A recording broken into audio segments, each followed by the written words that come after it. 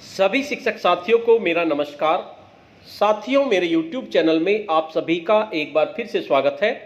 साथियों, निष्ठा के प्रशिक्षण आप सभी लोगों के स्टार्ट हो चुके हैं, जो आपके 16 अक्टूबर 2020 से 15 जनवरी 2021 तक चलेंगे।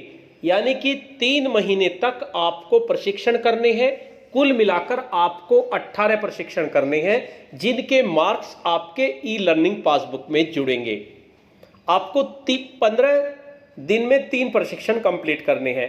मॉड्यूल 1, मॉड्यूल 2 और मॉड्यूल 3 ये आपको 16 अक्टूबर से 30 अक्टूबर तक कंप्लीट करने हैं। तीनों मॉड्यूल्स के लिंक आप सभी लोगों को मिल गए होंगे। अगर आपको नहीं मिले तो इस वीडियो के डिस्क्रिप्शन बॉक्स में आपको तीनों मॉड्यूल्स के लिंक मिल जाएंगे। आप उस पर क्लिक करके अपनी प्रशिक्षण को कंप्लीट कर सकते हैं। मॉड्यूल 1 के लिए मैंने 3-4 वीडियो बनाई थी। उम्मीद है आप सभी लोगों ने उन वीडियो को देखकर मॉड्यूल 1 कंप्लीट कर लिया होगा। अगर नहीं किया तो कंप्लीट कर लीजिए। इसी के साथ साथ मॉड्यूल 2 की भी मैंने वीडियो बनाई थी, 4 वीडियो बनाई थी। आप उनको देखकर मॉड्यूल 2 को भी कंप्लीट कर लीजिए। अब बात आती है मॉड्यूल 3 की। तो मॉड्यूल 3 हमारा है यूपी विद्यालय में स्वास्थ्य और कल्याण, उत्तर प्रदेश। ये हमारा मॉड्यूल 3 है, जिसका ये पहला पार्ट है वीडियो का। तो इस पार्ट में मैं आपको बताऊंगा कि प्रशिक्षण को शुरू कैसे करें। सबसे पहली बात तो यही है कि प्रशिक्षण को शुरू कैसे करें। उसके बाद प्रशिक्षण करने में क्या सावधानियां हमें बरतनी हैं, और इसमें आपका प्रशिक्षण जैसे ही आपका स्टार्ट होगा तो कुछ देर बाद आपके पास एक गतिविधि आएगी, बच्चों में परिवर्तन।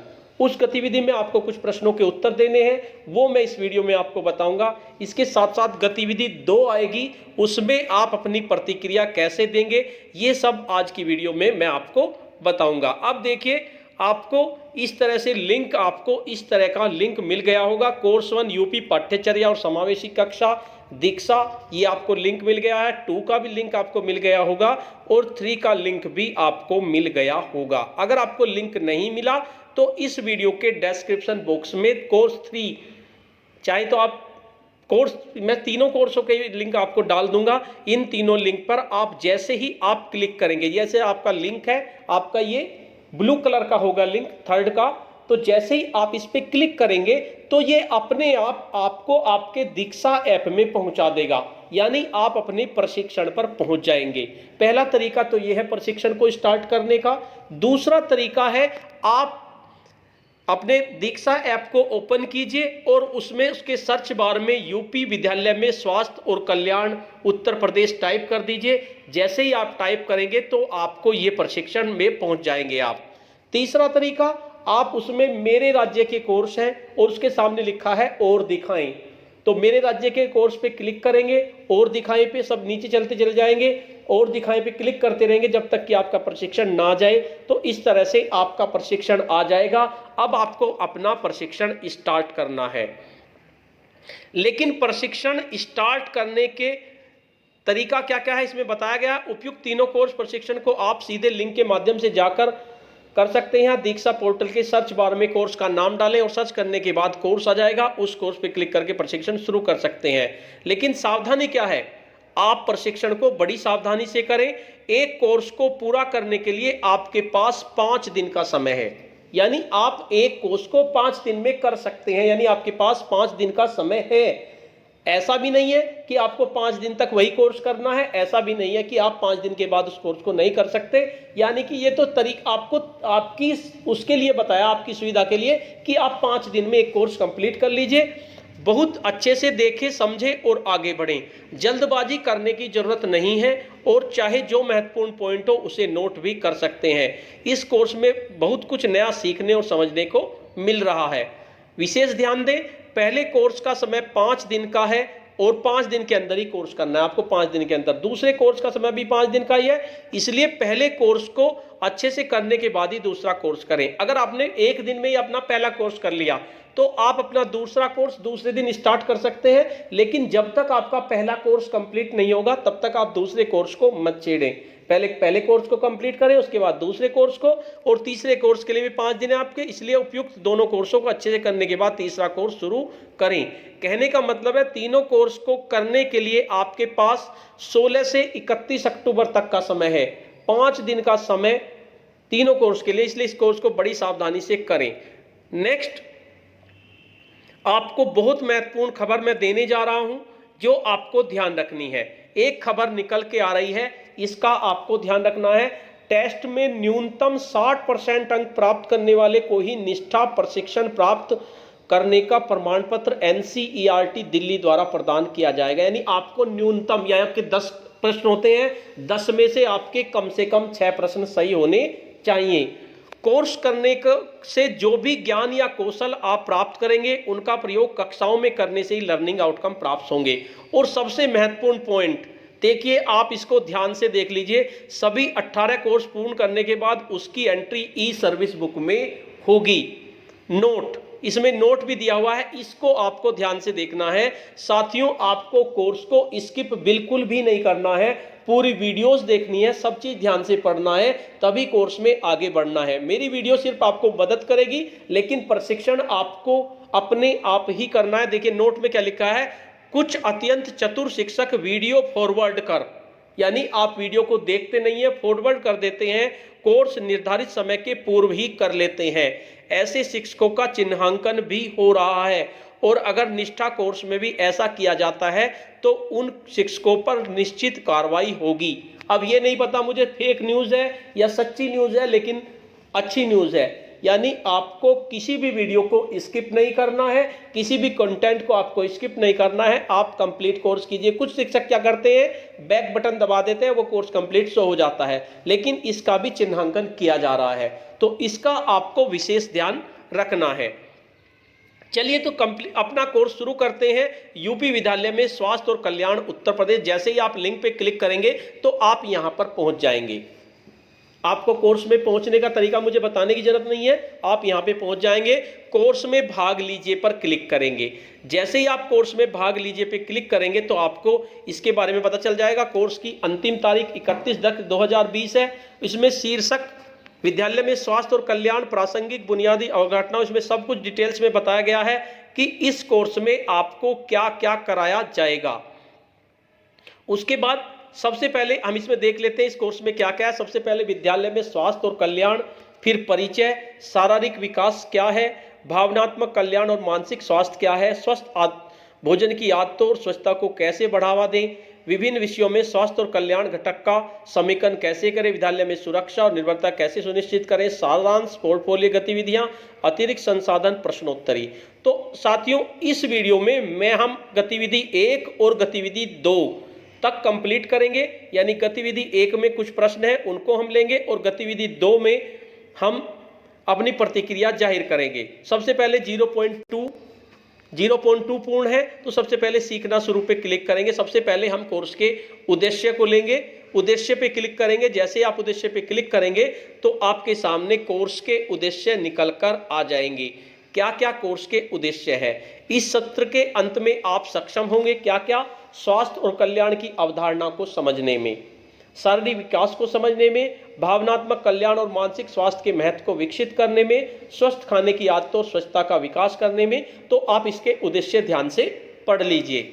उद्देश्य पढ़ने के बाद आपका कंप्लीट हो जाएगा। उसके बाद नेक्स्ट के ऑप्शन पे आप क्लिक कर देंगे। जैसे ही आप नेक्स्ट के ऑप्शन पे क्लिक करेंगे तो आपका नेक्स्ट आ जाएगा सामग्री की रूपरेखा। तो सामग्री की रूपरेखा पर क्लिक करेंगे तो आपके सामने सामग्री आ जाएगी कि क्या क्या आपको आज पढ़ना है। स्वास्थ्य और कल्याण की अवधारणा, शारीरिक विकास, भावनात्मक कल्याण और मानसिक स्वास्थ्य, स्वस्थ भोजन की आदतें और स्वच्छता, विभिन्न विषयों में शारीरिक शिक्षा का समेकन और विद्यालयों में सुरक्षा और निर्भयता, ये आपको पढ़ना है।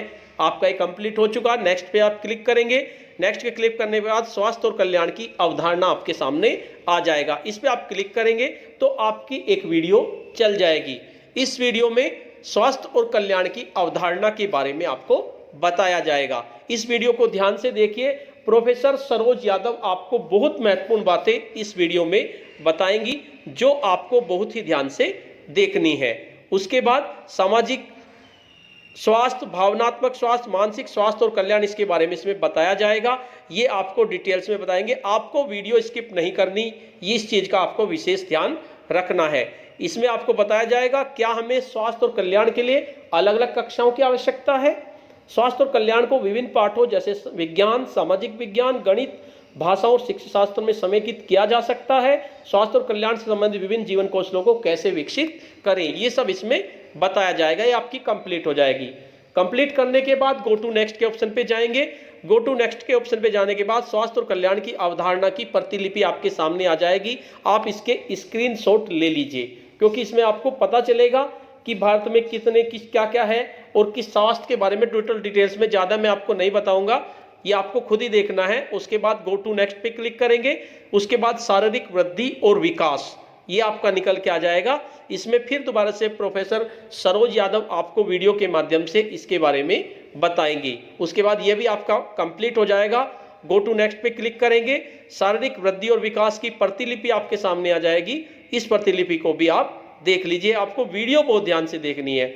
उसके बाद गो टू नेक्स्ट, जीवन के विभिन्न चरण, यानी जीवन के विभिन्न चरणों के बारे में आपको बताया जाएगा कि बच्चों का शारीरिक विकास स्वास्थ्य और कल्याण के महत्वपूर्ण घटकों में से एक है। प्रत्येक व्यक्ति जीवन के विभिन्न चरणों से गुजरता है, जैसे कि चित्र में दिखाया गया है। यानी चरण अलग अलग होते हैं। पहले छोटा बच्चा होता है, फिर वो थोड़ा सा बड़ा हो जाता है, फिर चलना सीखता है। इस तरह से लड़कियों का और लड़कों का आपका अलग अलग चरण आपको दिखाए गए हैं। इसमें आप जान सकते हैं कि हमारे शरीर में प्राकृतिक परिवर्तन सामान्य और स्वस्थ है। ये मानव वृद्धि और विकास के आवश्यक अंग है। इन परिवर्तनों को अनुभव करना बेहद दिलचस्प हो सकता है। एक चीज का ध्यान रखना है, सभी परिवर्तन एक ही समय में नहीं होते। यह संभव है कि एक व्यक्ति में शारीरिक परिवर्तन जल्दी हो जाए, लेकिन मनोवैज्ञानिक सामाजिक परिवर्तन बाद में हो। यह दूसरे तरीके से, यानी ठीक इसके उलट भी हो सकता है। एक ही उम्र के दो बच्चों में परिपक्वता के अलग अलग स्तर हो सकते हैं, यानी कि उनके अनुभवों की गति भी भिन्न भिन्न हो सकती है। यानी कि जरूरी नहीं कि दोनों एक साथ ही बढ़े, किसी में शारीरिक विकास जल्दी हो जाएगा, मानसिक बाद में होगा, इस तरह से हो सकता है। तो इसको आप ध्यान से पढ़ लीजिए, जीवन के विभिन्न चरणों के बारे में, क्योंकि आप जैसे ही प्रश्नावली पे पहुंचेंगे तो इससे संबंधित बहुत से प्रश्न आपके सामने आएंगे। उसके बाद ये आपका कंप्लीट हो जाएगा। उसके बाद बड़े होने से संबंधित मिथक और गलत धारणाएं आपका ये आ जाएगा। यानी बड़े होने से संबंधित धारणाएं होती हैं कुछ, कि अगर मान लीजिए कोई लड़की है, उसके मूंछ आ जाती है तो इसका मतलब वो गलत हो गया। इस तरह की बहुत सी अवधारणाएं हैं। जानकारी और समर्थन के प्रामाणिक स्रोतों के अनुपस्थिति में अक्सर छोटे बच्चों के बीच कई मिथक और गलत धारणाएं बन जाती हैं, जिन्हें स्पष्ट करने की आवश्यकता है, जिससे वे जिम्मेदारी से निर्णय ले सकें। यानी कुछ बच्चों में अवधारणाएं बन जाती हैं अलग अलग, तो उन्हें हमें समझाना है कि इस तरह से ये बात गलत है। क्या क्या केस है? पहला केस है वृद्धि और विकास में विविधता, यानी कि हर व्यक्ति की वृद्धि और विकास में विविधता होती है। राकेश और मिहिर विद्यालय में एक साथ घर जाते हैं। राकेश यह कहते हुए मिहिर को चिढ़ाने लगता है कि वह एक लड़की की आवाज में बोलता है। वह इस पर भी हंसता है कि मिहिर के ऊपरी होंठ पर एक भी बाल नहीं है, यानी कि तुम्हारे मूंछ भी नहीं है। तो ऐसा नहीं है। राकेश कहता है मुझे देखो, मैं एक असली आदमी हूं, मेरी आवाज मजबूत है और मेरा चेहरा मर्दाना है, मेरे चेहरे पर बहुत बाल हैं, मेरे पिता मुझे शेर कहते हैं। ये टिप्पणियां सच में मिहिर को शर्मिंदा करती हैं। यह याद करता है कि उसकी मां अभी भी उसे मेरा प्यारा लड़कियां कहती है। तो इस तरह की धारणाएं जो होती हैं उनको हमें मिटाना है। इसी तरह हालांकि एक ही उम्र के हैं, तो राकेश और मिहिर इतने अलग क्यों दिखते हैं, यह आपको सोचने की बात है। क्या आपको लगता है कि मिहिर में कुछ गड़बड़ है? क्या आपको लगता है मिहिर अपने बारे में कैसा महसूस करता है, मिहिर की मां उसे क्या बताए? इस तरह की बातें आप पढ़ लीजिए, ये आपका कंप्लीट हो जाएगा। नेक्स्ट आता है गो टू नेक्स्ट, गतिविधि 1, जो आपकी महत्वपूर्ण है। गतिविधि 1, तो गतिविधि 1 जैसे ही आप क्लिक करेंगे तो आप इसकी वीडियो आपके सामने आ जाएगी। इसमें आएगा गतिविधि 1 बच्चों में परिवर्तन, यानी बच्चों में कैसे कैसे परिवर्तन होते हैं। सबसे पहले कुछ बदलाव केवल लड़कों में होते हैं। जैसे जैसे बच्चा बड़ा होता है तो कुछ बदलाव तो केवल लड़कों में होते हैं और कुछ केवल लड़कियों में, और कुछ दोनों में समान होते हैं।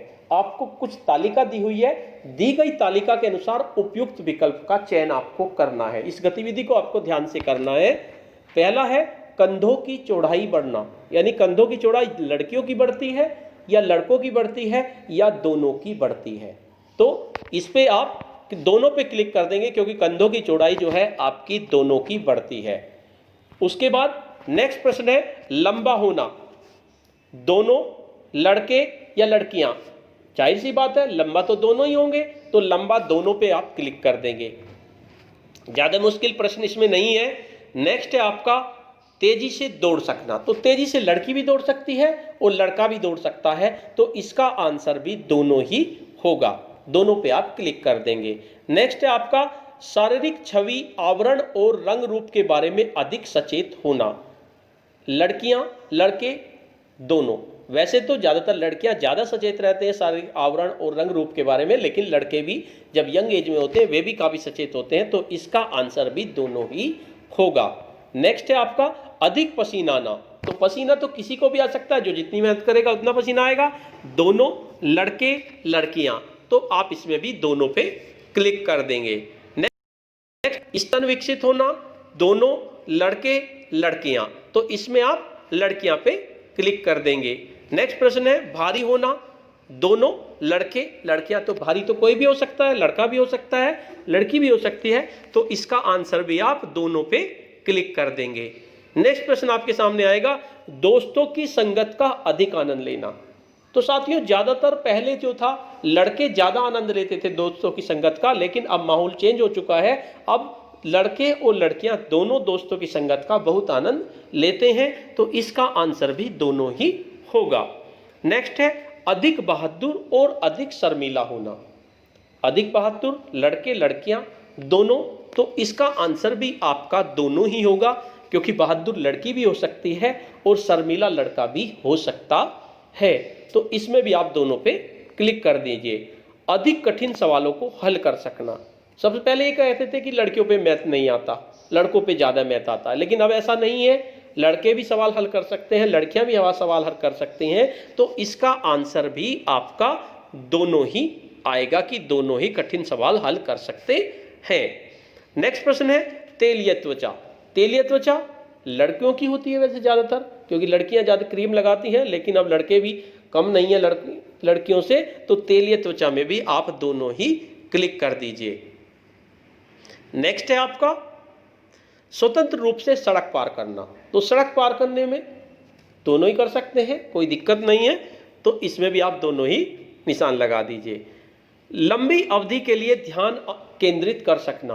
तो लंबी अवधि के लिए ध्यान अगर केंद्रित करना है, लड़के कर सकते हैं, लड़कियां कर सकती हैं, या दोनों कर सकते हैं, तो मेरे हिसाब से तो दोनों ही ये कर सकते हैं, तो दोनों पे निशान लगा दीजिए। उसके बाद चेहरे पे बाल दिखाई देना।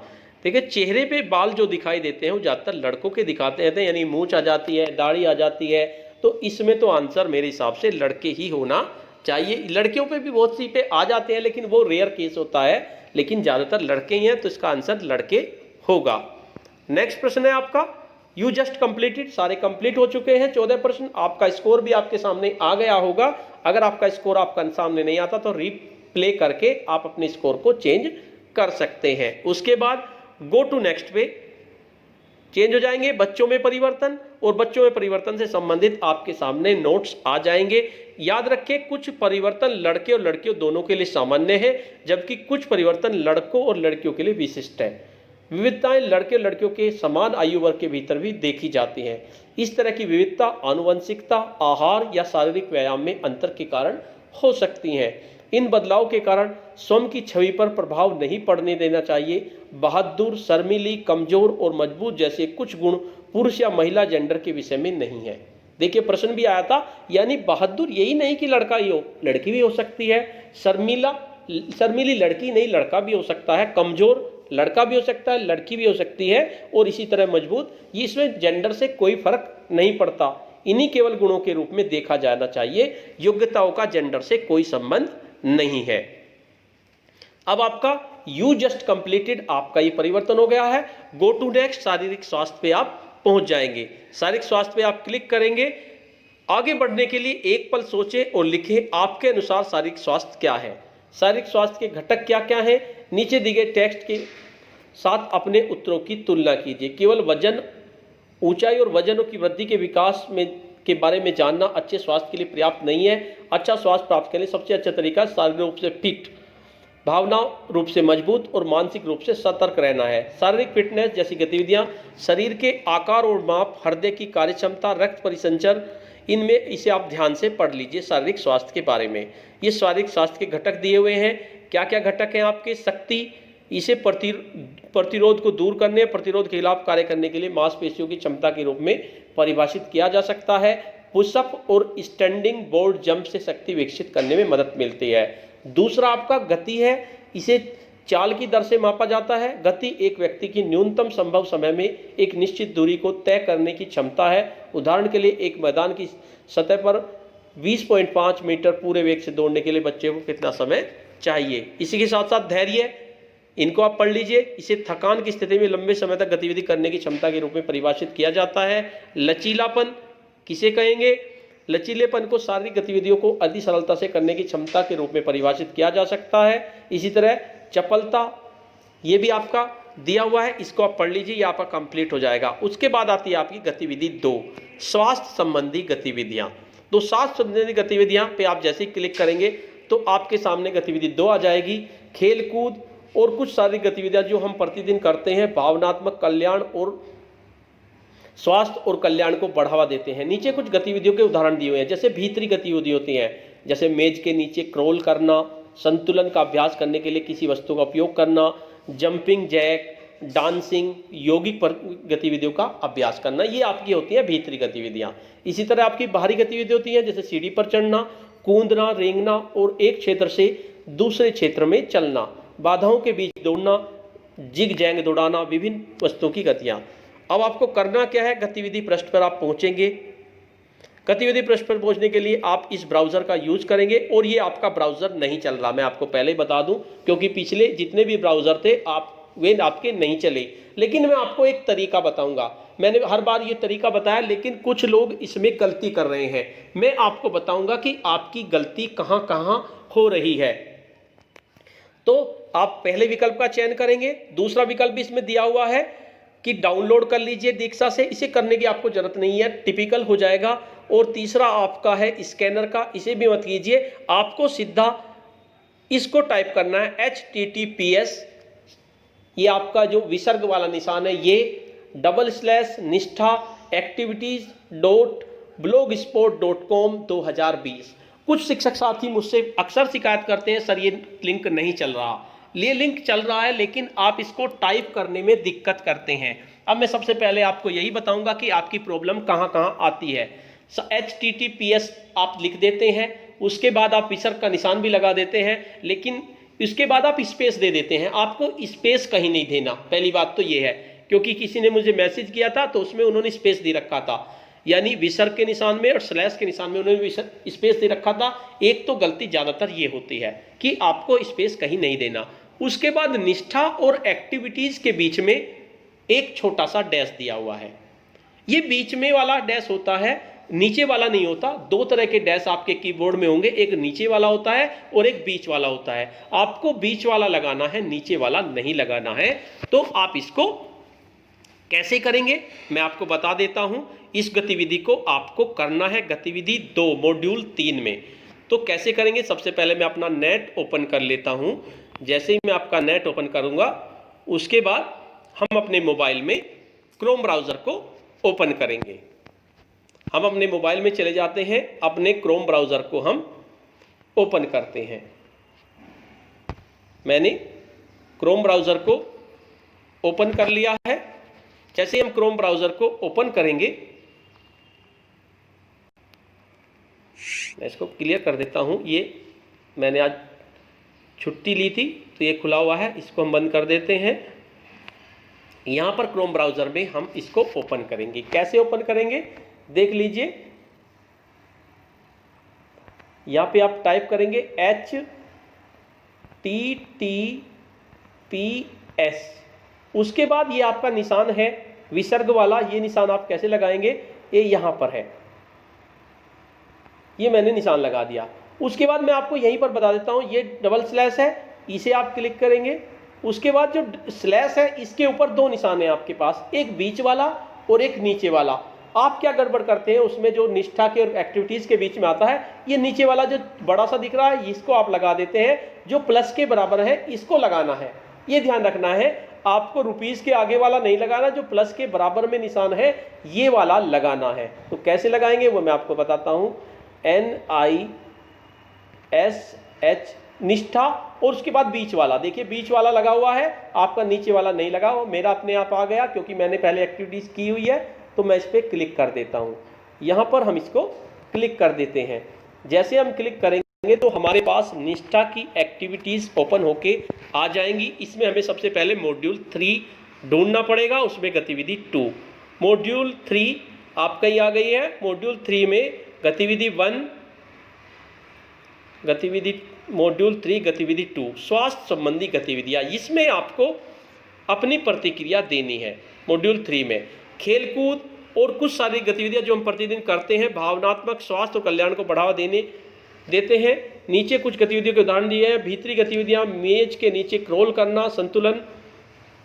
तो आपको इसमें कमेंट्स देखने हैं कि कैसे कैसे कमेंट्स लोगों ने दिए हुए हैं, और उसी के आधार पर आप भी अपना कमेंट दे दीजिए। ये कमेंट दिए। बच्चों के लिए गतिविधियां उनके शारीरिक मानसिक स्वास्थ्य दोनों को प्रभावित करती हैं। इससे रिफ्रेश होकर बच्चे खुश होकर सीखने में मन लगाते हैं। काफ़ी सुंदर इन्होंने कमेंट्स दिया हुआ है। मैं इसी को जल्दी की वजह से, वीडियो की वजह से, वैसे आप अपने दिमाग से सोच के कीजिए। मैं इसी को यहाँ पर कमेंट्स के रूप में कॉपी कर लेता हूँ और इसी को मैं दे देता हूँ। यहाँ पर नीचे चले जाएंगे, अननोन आ रहे हैं, ये किसी और ने दी हुई हैं। या आप देख लीजिए, एक ये है, इन गतिविधियों से बच्चों के शारीरिक मानसिक विकास होता है। इनसे बच्चे अपनी परिवेश को भुलाकर आनंद में डूब जाते हैं, जिससे वो खुश रहकर परेशानियों के सामना करना सीखते हैं। ये भी अच्छा है, इसको मैं कॉपी कर लेता हूँ। वैसे आपको कॉपी नहीं करना, आपको अपनी समझ से लिखना है। मैं तो जल्दी की वजह से कॉपी कर रहा हूँ कॉपी, क्योंकि वीडियो बड़ी हो चुकी है बहुत। तो इस तरह से आप कॉपी कर लेंगे और सबसे नीचे आपको रिप्लाई मिलेगा। रिप्लाई पे आप क्लिक कर देंगे। रिप्लाई पे क्लिक कर देते हैं और यहाँ पर एंटर योर रिप्लाई पे क्लिक करेंगे तो यहाँ पर आप अपना रिप्लाई टाइप कर दिया और उसके बाद नीचे आपका पब्लिश आएगा। तो पब्लिश पे आप क्लिक कर दीजिए। जैसे ही आप पब्लिश पे क्लिक करेंगे तो ये आपकी पब्लिश हो जाएगी एक्टिविटी। ये आपकी एक्टिविटी पब्लिश हो चुकी है। आप डिलीट करना चाहें तो डिलीट का ऑप्शन भी इसमें लिखा हुआ है, तो आप इसको कर सकते हैं। तो साथियों, इस तरह से आपको गतिविधि 2 करनी है। इसमें आपको निशान का ध्यान रखना है, इसमें कोई दिक्कत नहीं है। तो साथियों, काफ़ी बड़ी वीडियो हो चुकी है। आपको वीडियो कैसी लगी? अगर आपको वीडियो अच्छी लगी तो इस वीडियो को लाइक कीजिए, शेयर कीजिए और वीडियो पे कमेंट्स कीजिए। और आप चैनल पे नए हैं तो चैनल को सब्सक्राइब कर लीजिए। धन्यवाद।